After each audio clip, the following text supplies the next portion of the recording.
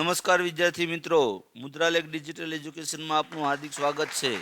મિત્રો, આપણે ધોરણ 10 વિષય સામાજિક વિજ્ઞાન એટલે કે જેને આપણે એસએસ તરીકે ઓળખીએ છીએ।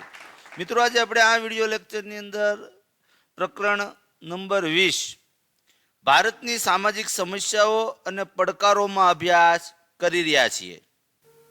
મિત્રો, આજે આપણે આ વિડિયો લેક્ચરની અંદર 20મા પ્રકરણની અંદર લઘુમતીના કલ્યાણ અને એના વિકાસ માટેની જે આપણી બંધારણીય જોગવાઈ, આ લઘુમતીઓના કલ્યાણ અને વિકાસ માટે આપણા બંધારણમાં જે જોગવાઈ કરવામાં આવી છે એનો પરિચય મેળવીશું। તો ભારતના બંધારણે દેશની બધી જ લઘુમતી જાતિઓને કે બધી જ લઘુમતીઓને બહુમતીઓના જેટલા અને જેવા જ હકો સમાન ધોરણે ભોગવવાનો અધિકાર આપ્યો છે કે ભાઈ બહુમતી જ્ઞાતિઓ, બહુમતી જાતિઓ જેટલા અને જે હકો ભોગવે છે એવા તમામ હકો ભોગવવાનો અધિકાર ભારતીય બંધારણમાં લઘુમતીઓને પણ આપ્યો છે। તો લઘુમતીઓના અધિકારો, લઘુમતીના હિતો, એના કલ્યાણ અને વિકાસ માટે ભારત સરકારે રાષ્ટ્રીય લઘુમતી પંચની રચના પણ કરી છે।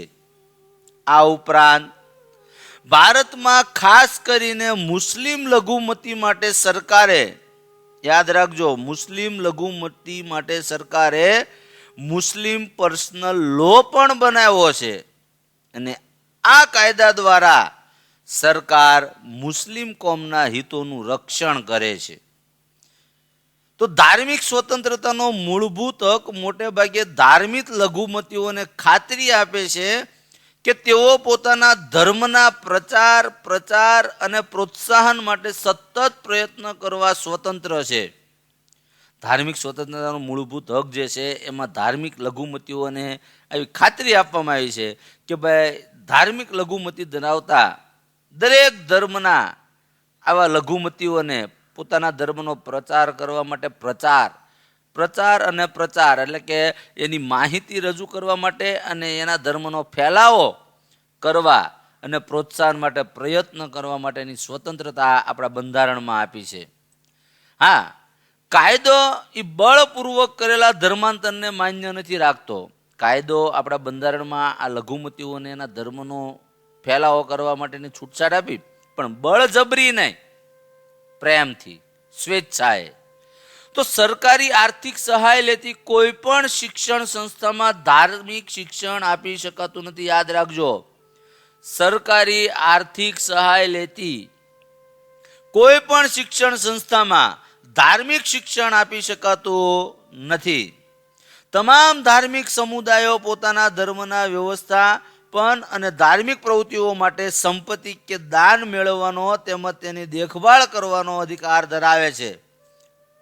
તો સાંસ્કૃતિક અને શૈક્ષણિક હક દ્વારા મળેલા અધિકારો મુજબ લઘુમતીઓ પોતાની ભાષા, લિપિ અને સંસ્કૃતિનું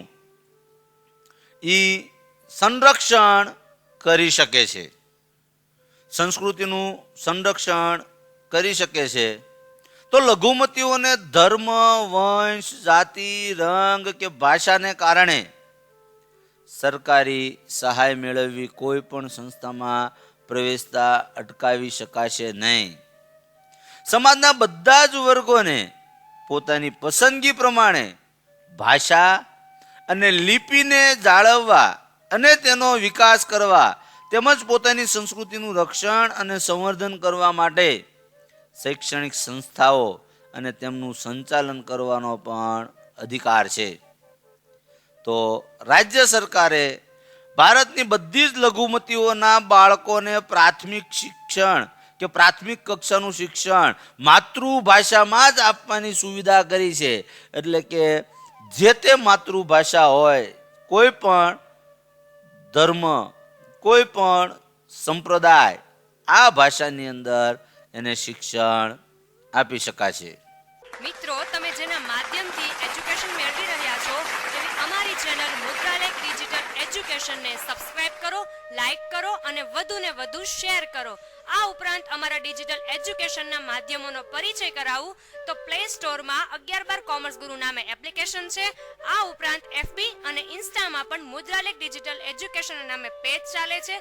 thank you. Come again. Best of luck.